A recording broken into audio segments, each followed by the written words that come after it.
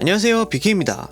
여러분들은 컴퓨터에서 가장 중요한 역할을 하는 게 어떤 부품이라고 생각하시나요? CPU? 그래픽카드? 물론 요즘엔 그래픽카드가 없어서 못 구하는 시대가 되어서 그래픽카드에 조금 더 포커스가 집중되는 것 같습니다. 하지만 최근 새로운 그래픽카드들이 출시가 되면서 전력 소모량도 덩달아서 높아지게 되었고, 새로운 그래픽카드를 장착하기 위해서 파워를 교체하신 분들이 더러 있을 건데요.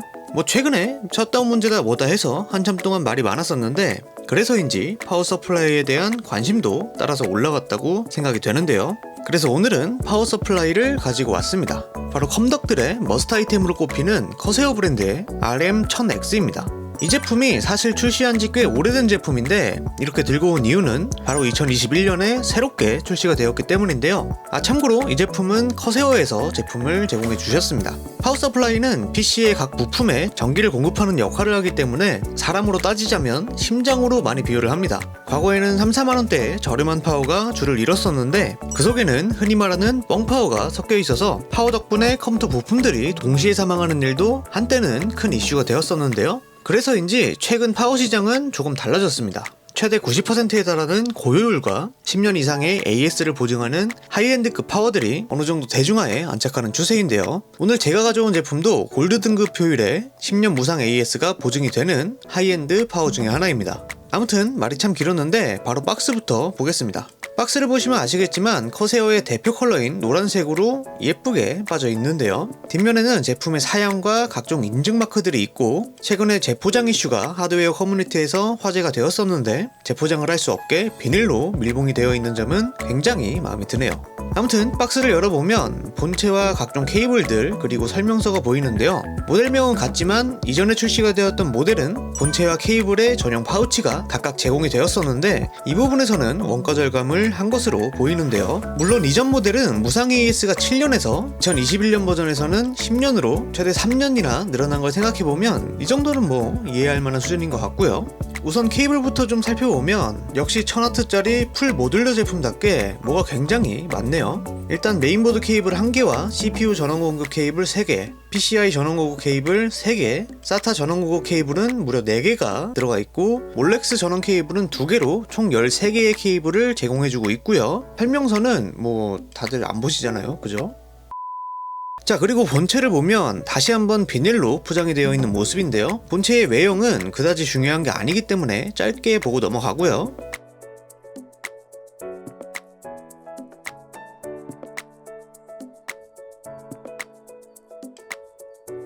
그리고 여기 뒤쪽에 팬이 보이는데 무려 135mm의 자기부상 베어링 방식의 팬이 들어가 있습니다. 커세어 하면 또 이 쿨러를 빼놓을 수가 없는데, 고성능과 저소음을 동시에 잡은 몇 안 되는 시스템 팬으로 굉장히 유명하죠. 아무튼 이 파워 서플라이에 열을 식혀주는 팬도 눈에 띄는데, 이 파워는 1000W 고용량의 파워답게 제로팬 모드가 적용이 되어 있습니다. 실제로 전원을 켰을 때 팬이 잠깐 돌다가 멈추는 모습인데요. 400W 밑으로 전력을 사용할 때는 팬이 돌지 않는 제로팬 방식을 채택하면서 소음에서 굉장히 많은 이점을 가져갈 수 있겠습니다.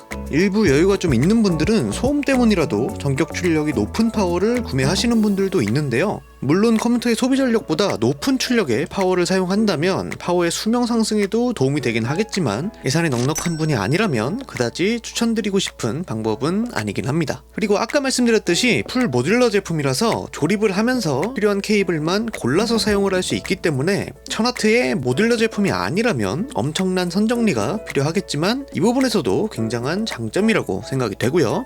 성능 면에서도 골드 등급의 파워라서 전체 로드율 20%에서 100%까지는 최대 90%의 효율을 자랑한다는 점도 있는데요. 이 80 플러스 등급에 대해서도 간단하게 이야기를 해보면, 파워 서플라이의 중요 기능 중 하나가 교류 전류를 PC 내부에서 사용하는 직류 전류로 바꿔주는 것인데, 이 변환 과정에서는 당연하게도 전력 손실이 일어나게 됩니다. 그러니까 간단하게 이야기를 하면 입력되는 교류 전기가 몇 %의 효율로 전환이 되는지를 등급으로 매겨놓은 건데요. 이렇게 표를 보게 되면 스탠다드부터 티타늄까지 로드율별로 효율이 다르게 나오는데, 고성능의 데스크탑일수록 전력 전력 소모가 많아지고 컴퓨터는 또 1, 2년을 사용하는 게 아니기 때문에 등급이 높은 파워를 사용하게 된다면 개개인의 환경에 따라 다르겠지만 전기세 절감의 효과를 가져올 수도 있게 되는 겁니다. 저 같은 경우에는 누진세 최고 등급에 한 달에 전기세가 대략 20만원 가까이 나오기 때문에 등급이 높은 파워를 사용할 수밖에 없지만 높은 등급의 파워를 구매해서 이득을 볼 수 없는 환경도 존재를 하겠죠. 이 부분은 개인마다 환경 요소를 잘 고려해서 판단을 해봐야 되는 부분이 되겠습니다.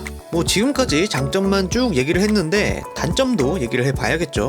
단 하나의 단점이라면 가격입니다. 현재 가격이 26만원 정도에 판매가 되고 있는 걸 보면 하이엔드급의 파워라고 해도 다소 비싼 편에 속하는데요. 커세어라는 브랜드를 가격만 놓고 보는 분들은 많이 없기 때문에 가격만 가지고는 이야기를 할 부분은 아닌 것 같습니다. 예를 들자면 크게 다르긴 하지만 애플 같은 느낌이라고 생각하면 되지 않을까 싶네요. 아무튼 선택은 여러분들의 몫이고요. 지금까지 영상이 도움이 되셨다면 구독과 좋아요, 알림 설정까지 부탁드리면서 지금까지 BK였습니다.